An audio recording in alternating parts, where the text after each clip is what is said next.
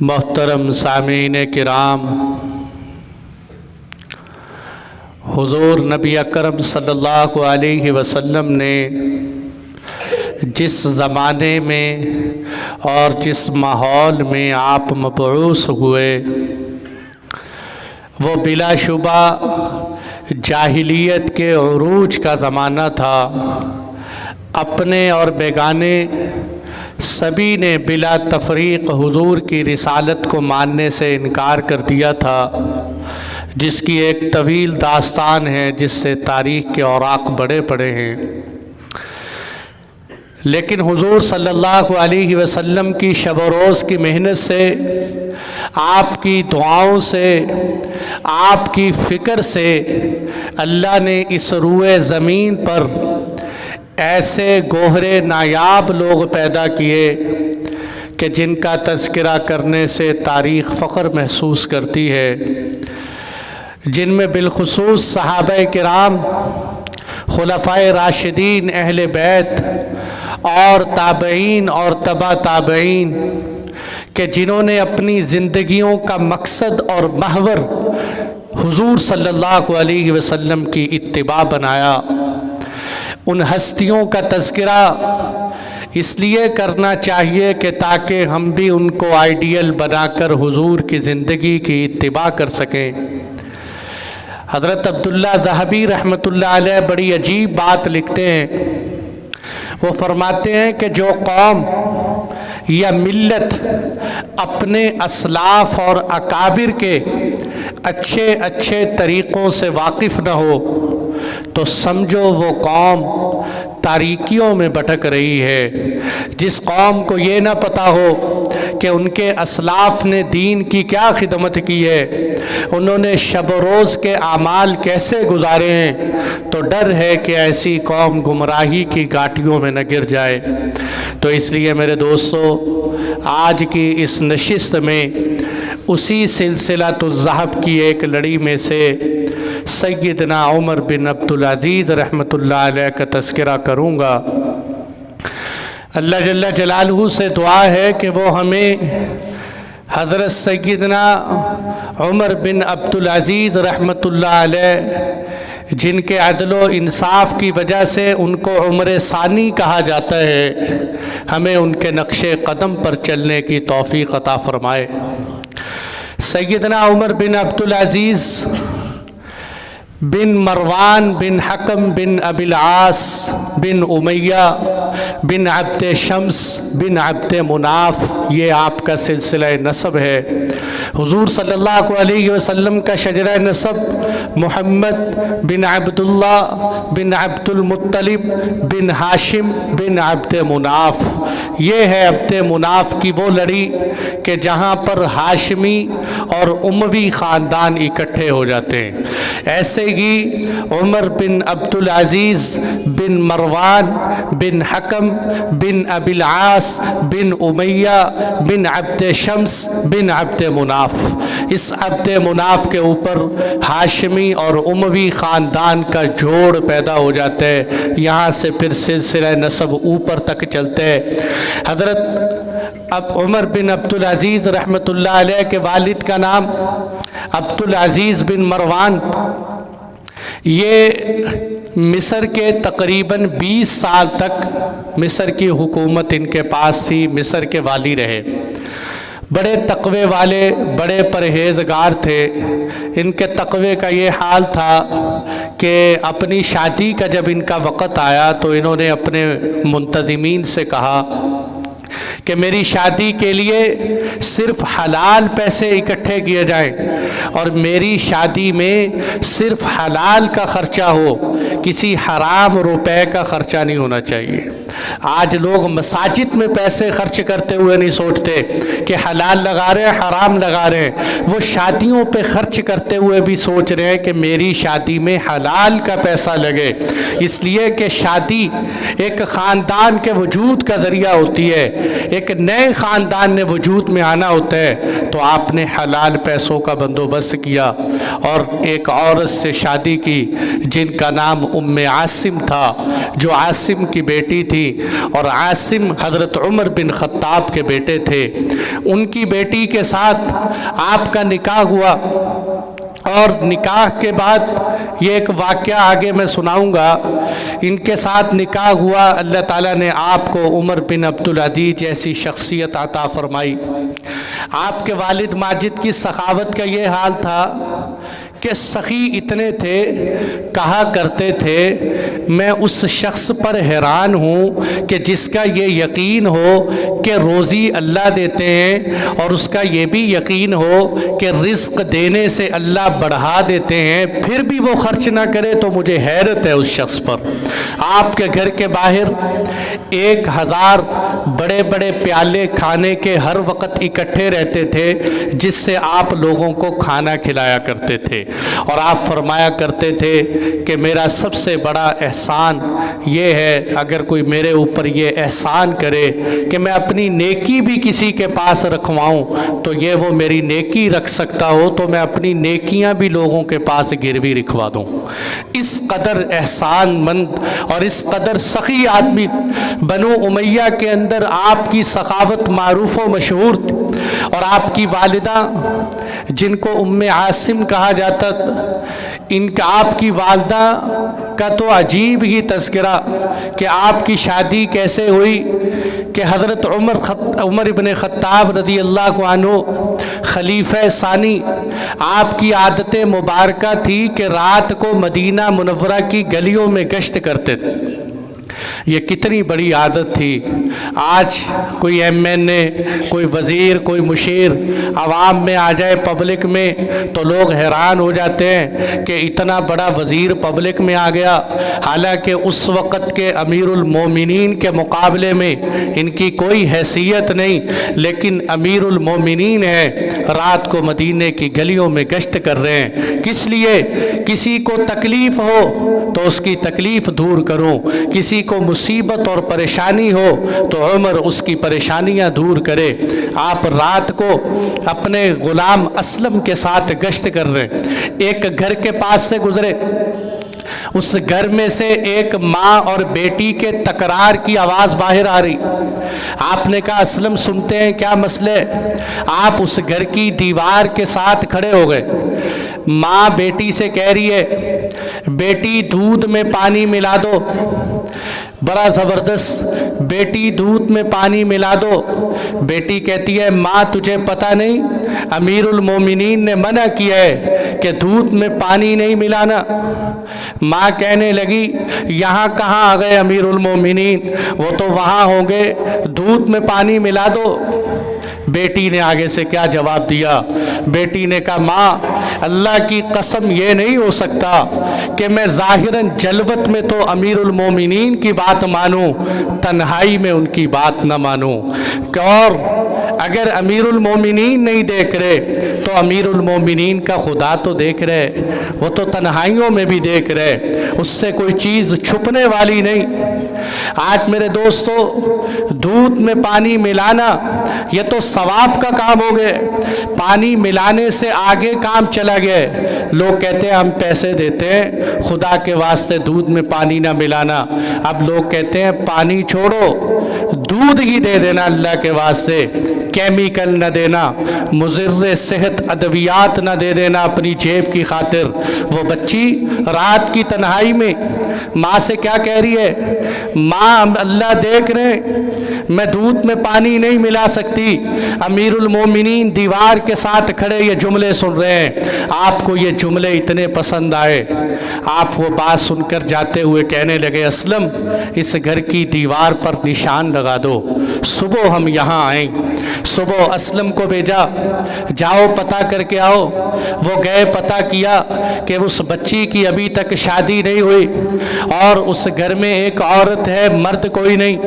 حضرت عمر رضی اللہ عنہ نے اپنے بچوں کو بلایا، बुला के कहने लगे, बेटो तुम में से किसी ने शादी करवानी हो? हज़रत आसिम खड़े हुए, कहने लगे, अब्बा जान मेरी शादी नहीं हुई, मेरी शादी करवा दीजिए। अमीरुल मोमिनीन ने अपने बेटे के रिश्ते का पैगाम भेजा उस घर के अंदर। सिर्फ किस लिए?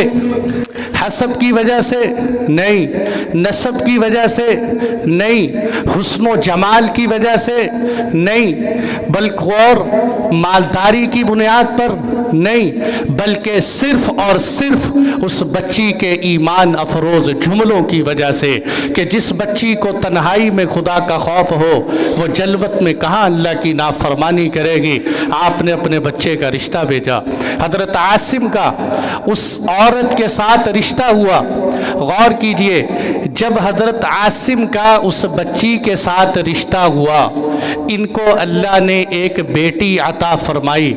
उस बेटी को उमर बिन अब्दुल अजीज़ की माँ कहते हैं। उस बेटी को उमर बिन अब्दुल अजीज़ की माँ कहते हैं। इस लड़ी से अल्लाह ने उमर बिन अब्दुल अजीज़ जैसी शख्सियत पैदा की जिसने 3 बर्रे आज़म पर, यूरोप, एशिया और अफ्रीका, 3 बर्रे आज़म पर अदल व इंसाफ की मिसाल कायम कर दी। आपके ज़माने में पूरे 3 बर्रे आज़म के अंदर कोई ऐसा शख्स नहीं था कि जो ज़कात लेने वाला हो। इतना आपके दौर में अदल व इंसाफ था। बल्कि हज़रत उमर फ़ारूक रज़ी अल्लाह अन्हु फरमाया करते थे कि मैंने ख्वाब देखे कि मेरी नस्ल में से अल्लाह एक शख्स को पैदा करेंगे जिसके चेहरे पर दाग होगा। अरबी में अशज उस शख्स को कहते हैं जिसकी पेशानी पर दाग हो या उसके चेहरे पर दाग हो। मेरी नस्ल में से एक शख्स आएगा जिसके चेहरे पर दाग होगा, वो ज़मीन पर ऐसे ही अदल व इंसाफ करेगा जैसे उससे पहले ज़मीन पर जुल्म हो चुका था। वो अदल व इंसाफ करेगा। इसीलिए अरब उस वक़्त कहते थे कि हम देखते हैं अशज बनु उमैया कौन होगा, कि जिसकी हज़रत उमर रज़ी अल्लाह अन्हु फरमाया करते थे। तो उमर बिन अब्दुल अजीज़ रहमतुल्लाह अलैह छोटे से थे कि आप घोड़े के पास गए, घोड़े ने टांग मारी तो आपकी पेशानी पर ज़ख्म हुआ। उस वक़्त आपके बाप ने, वालिद ने देख कर कहा था, बेटा तू ही है वो जिसकी अमीरुल मोमिनीन बशारतें दिया करते थे। अल्लाह ताला तेरी वजह से रूए ज़मीन पर अदल व इंसाफ नाफिज कर देंगे। तो मेरे दोस्तों, मैं कहना ये चाहता था, अगर हम गौर करें कि ख़ानदान में जब भी कोई, ये बात मशहूर है ना कि किसी कामिल मर्द के पीछे किसी कामिल औरत का हाथ होता है, पीछे कोई ना कोई ऐसी औरत होती है जिसकी ईमानदारी होती है। हज़रत मूसा अलैहिस्सलातु वस्सलाम अल्लाह के पैगंबर हैं, लेकिन आपके पीछे आपकी बहन की भी मुशक्क़त है। हज़रत इब्राहीम अलैहिस्सलाम के कमाल के क्या कहने, लेकिन अम्मा हाजिरा की मुशक्क़तें भी साथ है। हुज़ूर सल्लल्लाहु अलैहि वसल्लम के क्या कहने, लेकिन आपके साथ हज़रत खदीजा का हौसला भी शामिल है। इसी तरह हज़रत उमर बिन अब्दुल अजीज़ के कमाल के क्या कहने, लेकिन आपके पीछे एक ईमानदार औरत का हाथ है। वो ईमानदार औरत, इसीलिए अगर नस्ल के अंदर कोई ईमानदार शख्स हो तो उसकी ईमानदारी के असरात अल्लाह नस्लों तक मुंतकिल करते हैं। अगर किसी के अंदर बेईमानी हो, मेरे भाइयों, जब हम करप्शन करने लगे, जब झूठ बोलने लगे, जब धोखा देने लगे, जब हराम का लुक़मा खाने लगे, जब किसी के साथ मिलावट करने लगे, तो सोचा करे इसके असरात अल्लाह मेरी नस्ल में मुंतकिल कर सकते हैं, इसके असरात मेरी पुश्तों तक मुंतकिल हो सकते हैं। अल्लाह ने इस ईमानदारी के सिले में हज़रत उमर बिन अब्दुल अजीज़ रहमतुल्लाह अलैह की शख्सियत पैदा की।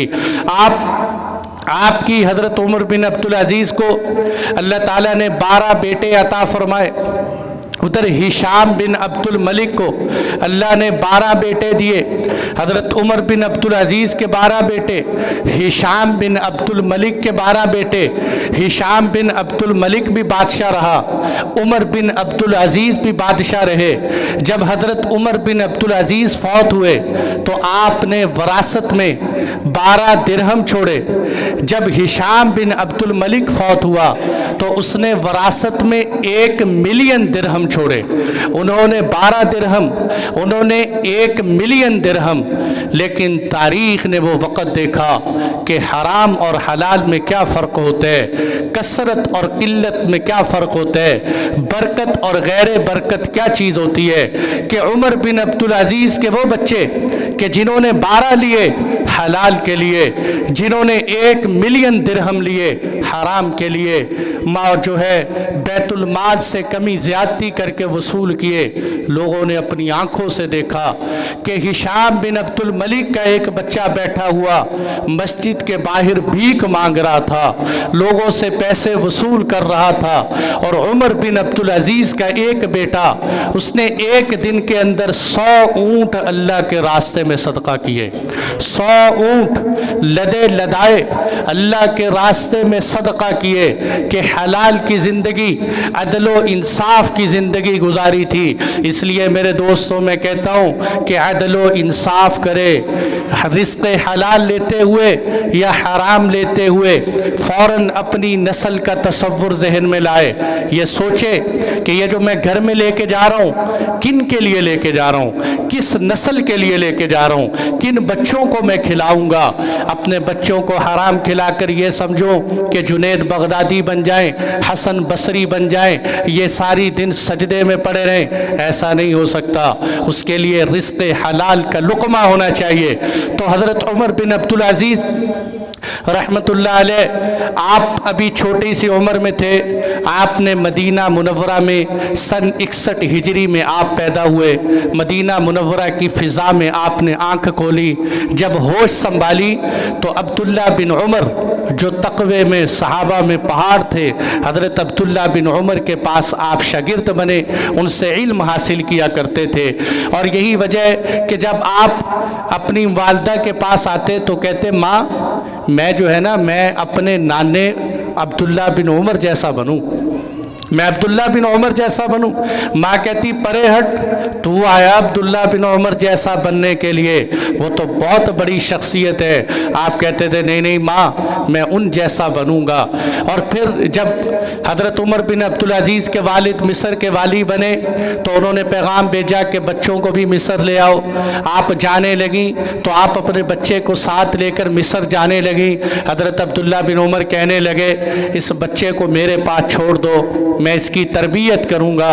ये बच्चा देखने में हमारे ख़ानदान के बहुत मुशाबे, ये फ़ारूकी ख़ानदान से बड़ी मुशाबत रखते हैं, आप इसको यहीं छोड़ दो। तो चुनाचे वो वहाँ इल्म हासिल करते रहे। छोटी सी उम्र में आपने कुरान हिफ़्ज़ कर लिया। छोटी सी उम्र में बड़े बड़े फ़ुक़हा सहाबा से आपने दीन की मजलिसें सीखी, इल्म हासिल किया। अभी तक मदीना मुनव्वरा में सहाबा की कसीर तादाद मौजूद थी जिनसे आपने इल्म हासिल किया। और अब्दुल मलिक बिन मरवान का इधर ज़माना चल रहा था। अब्दुल मलिक बिन मरवान ने 10,000 दीनार का आपका वजीफ़ा मुतय्यन किया हुआ था, जो हर महीने आपको वजीफ़ा मिलता। अब्दुल मलिक बिन मरवान के ज़माने में आपको खिलाफत में जाने का मौका नहीं मिला, आप मदीना मुनव्वरा में रहे।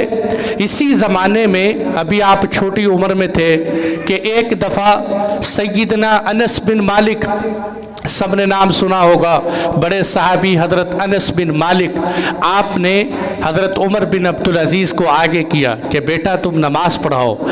ये हज़रत उमर बिन अब्दुल अज़ीज़ को शर्फ़ हासिल है कि आपके पीछे आप ख़ुद ताबई थे और आपके पीछे एक जलीलुल क़दर सहाबी ने इक्तदा में नमाज़ पढ़ी। आपने नमाज़ पढ़ाई। हज़रत अनस बिन मालिक सलाम फेर के कहने लगे, अल्लाह की कसम मैंने इस बच्चे की तरह किसी और को नबी की नमाज पढ़ते हुए नहीं देखा। जिस तरह ये अल्लाह के नबी की मुशाबत वाली नमाज पढ़ते हैं, ऐसे मैंने किसी और को नहीं देखा। ये शर्फ भी हज़रत उमर बिन अब्दुल अज़ीज़ रहमतुल्लाह अलैह को हासिल है।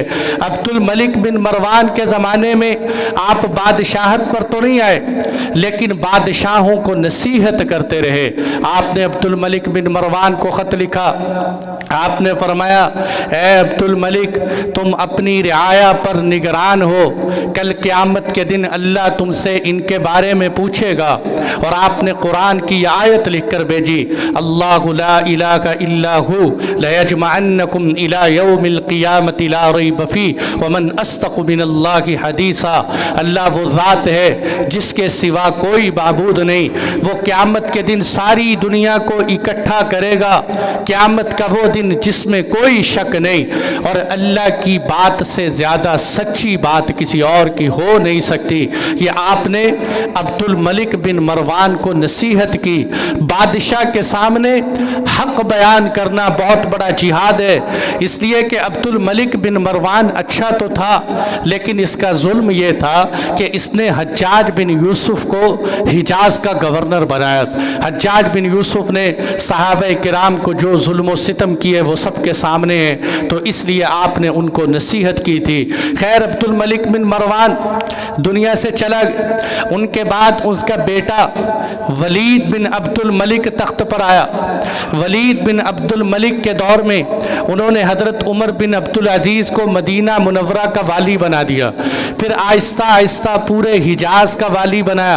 हज़रत उमर बिन अब्दुल अज़ीज़ ने फरमाया, मैं विलायत कबूल करूँगा, हुकूमत कबूल करूँगा, लेकिन मेरी 3 शर्तें होंगी। पहली शर्त ये कि मैं ज़मीन पर अदल व इंसाफ करूँगा, मैं जुल्म नहीं करूँगा, मैं इंसाफ करूँगा। दूसरी शर्त आपने फरमाया कि मैंने अभी तक हज नहीं किया, मैं सबसे पहले हज करूँगा। तीसरी शर्त आपने फरमाया कि मैं अहले मदीना पर खर्च करूँगा, जिस तरह चाहूँ मुझे इसका पाबंद नहीं किया जाए। उन्होंने कहा आपकी तीनों शर्तें मंजूर। हज़रत उमर बिन अब्दुल अज़ीज़ मदीना मुनव्वरा पहुँचे। आपने जाते ही सबसे पहले मदीने के 7 बड़े बड़े सहाबा जो मुफ्ती थे उनको इकट्ठा किया। आपने फरमाया, आज के बाद मैं कोई फ़ैसला भी तुमसे मशवरा किए बग़ैर नाफिज नहीं करूं। मैं जो कोई भी फ़ैसला करूंगा तुमसे मशवरा करके नाफिज करूं। उन्होंने कहा ठीक। आपने सबसे पहले शूरा बनाई, जिससे आप मुशावरत किया करते थे और फ़ैसले नाफिज करते। फिर आपने फरमाया, देखो भाई, अगर तुम देखो मेरे अंदर कोई कमी ज़्यादती है तो मुझे बताना, अगर तुम देखो मेरी रियाया का कोई बंदा जुल्म करता है तो फिर भी तुम मुझे बताना। आपने थोड़े ही वक्त में पूरे मदीना मुनव्वरा में अदल की फ़िज़ा कायम कर दी। हज्जाज बिन यूसुफ को वलीद बिन अब्दुल मलिक ने भेजा कि जाओ, आप हाजियों के अमीर हो, मक्का मुकर्रमा के अंदर हाजियों के साथ चले जाओ। जब हज़रत उमर बिन अब्दुल अज़ीज़ को पता चला कि हज्जाज आ रहे, आपने ख़त लिखा। आपने फरमाया, ख़बरदार, हज्जाज को मेरी शक्ल नज़र ना आए, हज्जाज मेरे पास ना आए, मैं इस जालिम का चेहरा देखना नहीं चाहता। और अब ये बात उस वक़्त के एतबार से कितनी बड़ी वज़नी बात कि एक शख्स अमीर हो और उस वक़्त का बहुत बड़ा गवर्नर हो।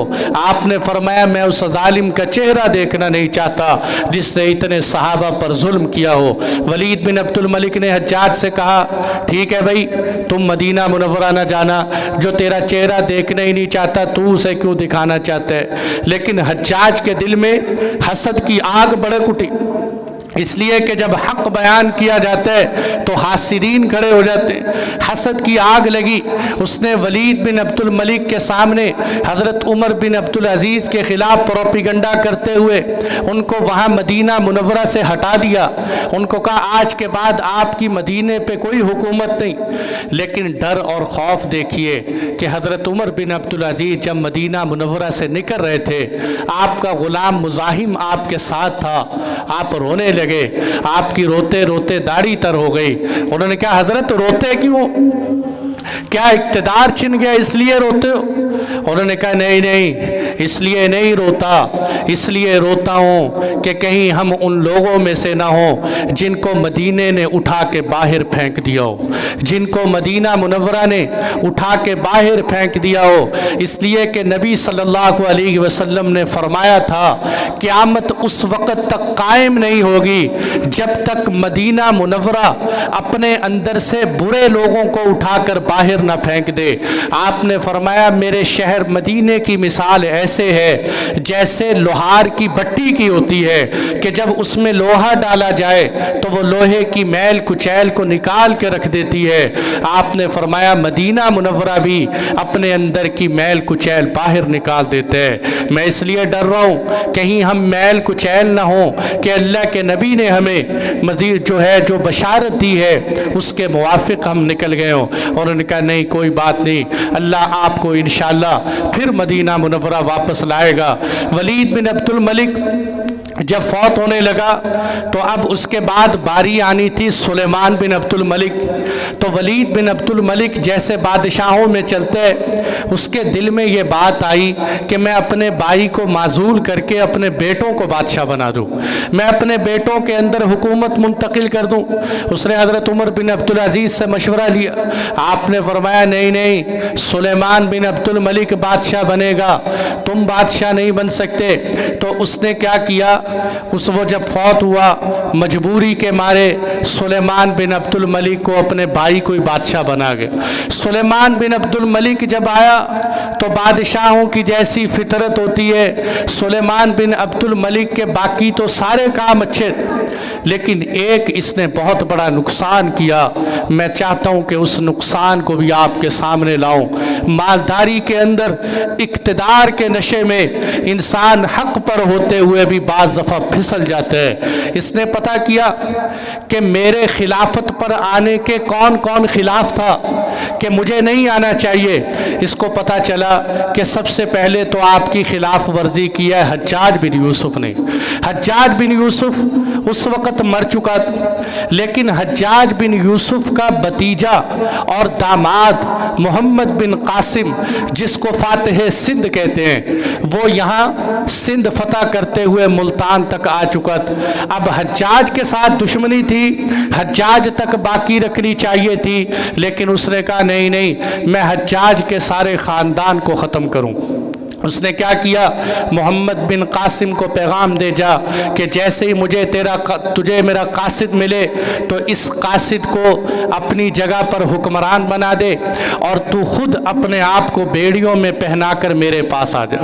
وہ محمد بن قاسم کہ جس نے سندھ اور ہند کی زمین پر فتوحات پھیلا دی تھی اور عدل و انصاف کی مثال قائم کر دی تھی، اگر یہ بادشاہ محمد بن قاسم کا مزید ساتھ دیتا تو ہو سکتا تھا اس ایشیا کے خطے میں چین اور جاپان تک اسلام کی فتوحات چلی جاتی، لیکن اس کے اقتدار کے نشے نے محمد بن قاسم جیسے فاتح سندھ کو واپس بلایا۔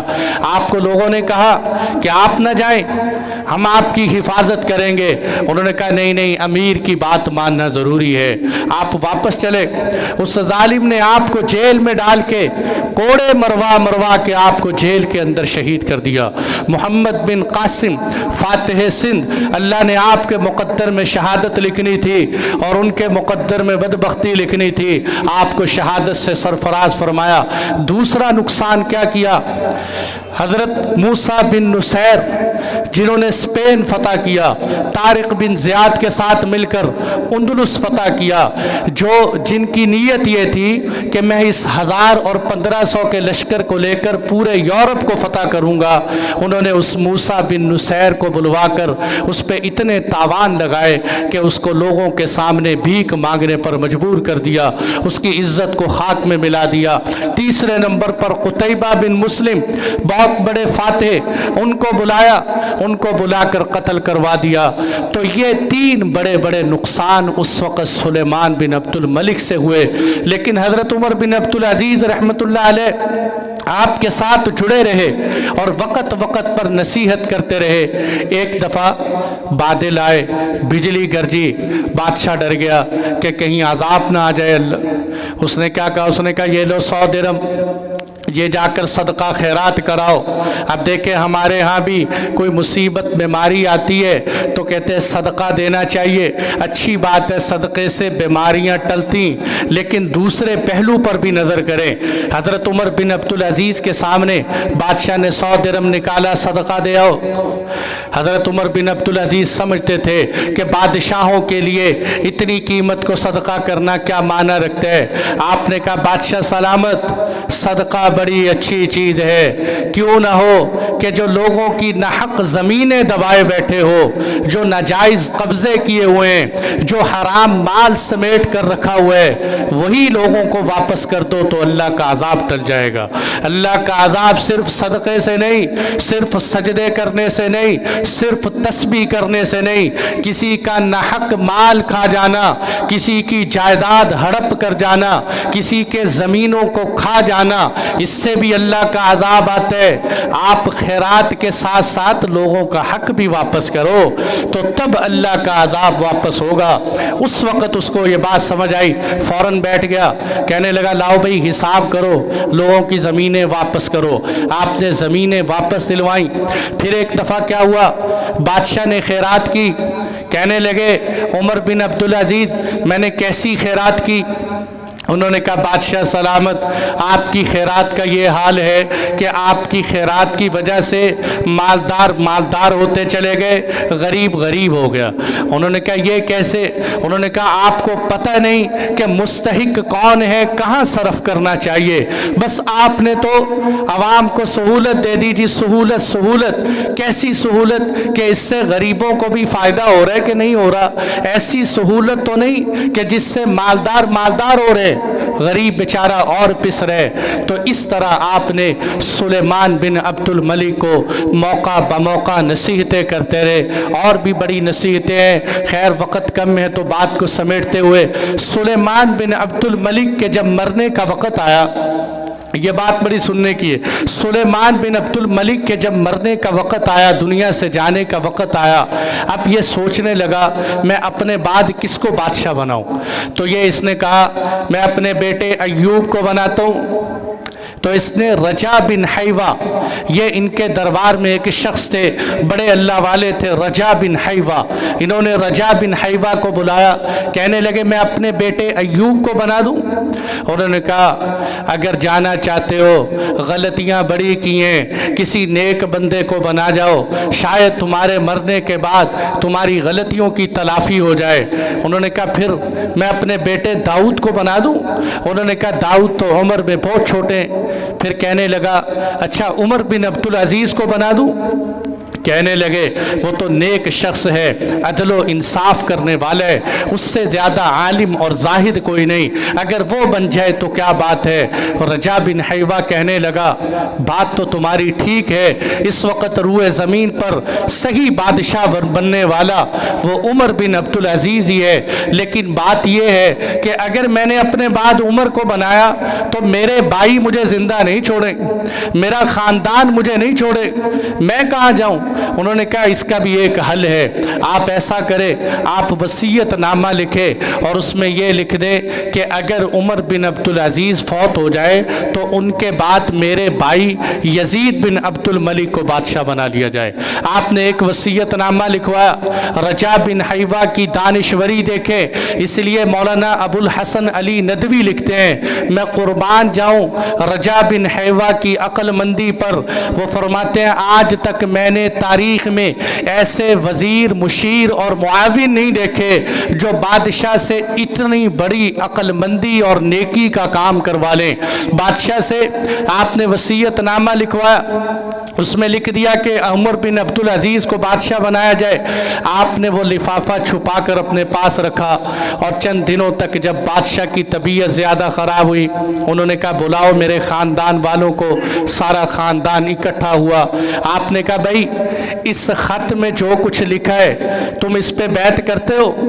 انہوں نے کہا ٹھیک ہے، ہم اس خط میں جو کچھ لکھا ہے ہم اس کو تسلیم کرتے ہیں، ہم اس پر بیعت کرتے ہیں۔ اب وہ یہ سمجھ رہے تھے کہ ظاہر سی بات ہے اس خط میں بھائی کا ہی نام ہوگا، انہوں نے اس خط پر بیعت کر لی۔